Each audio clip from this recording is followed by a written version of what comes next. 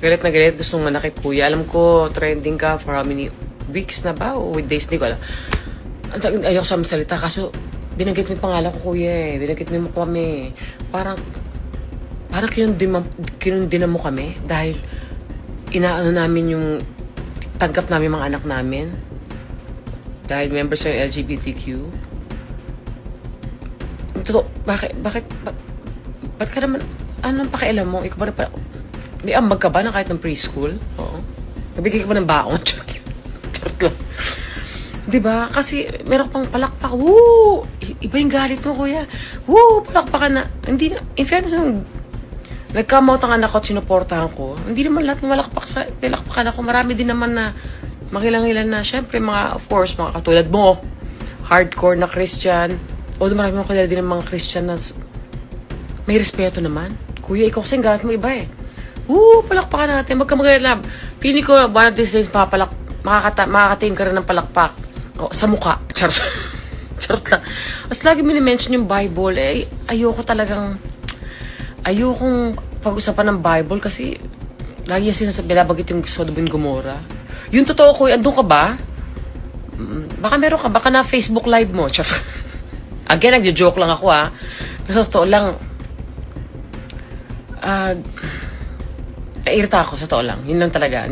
Danda ako sa joke kasi yung galit ka sa buong member ng LGBTQ. Parang, hindi lang sa LGBTQ plus sorry, medyo nag-ano yung galit ka sa mga panamit, yung mga songs and everything. Ang dami na. So, yun na kayo pumunta sa langit. 7? Naniniwala ako sa Lord accommodating. Oo, hindi yan magkatanong pag namatay ako, tanongin yan, ang titignan niya laman ng puso ko. Makikita niya, hindi perfecto to, pero at least ganito, tama.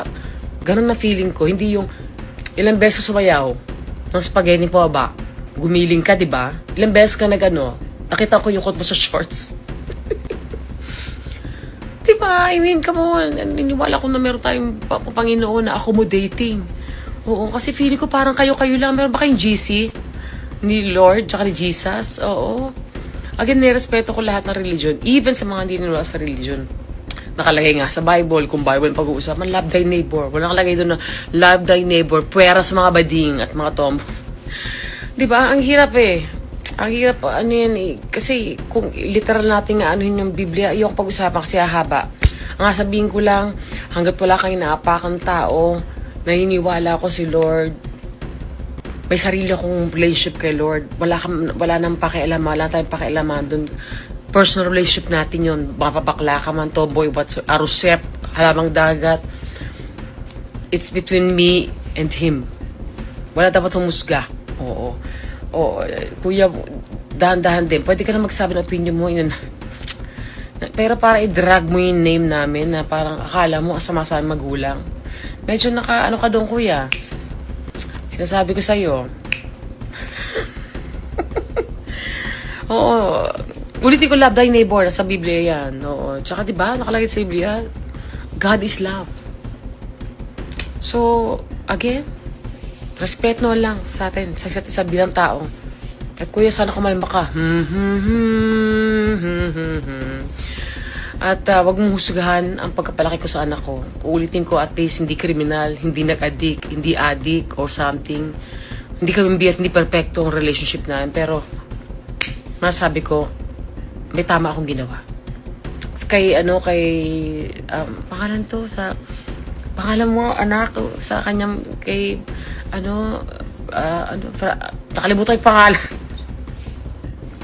O basta yun. Kung nanonood ka, hi.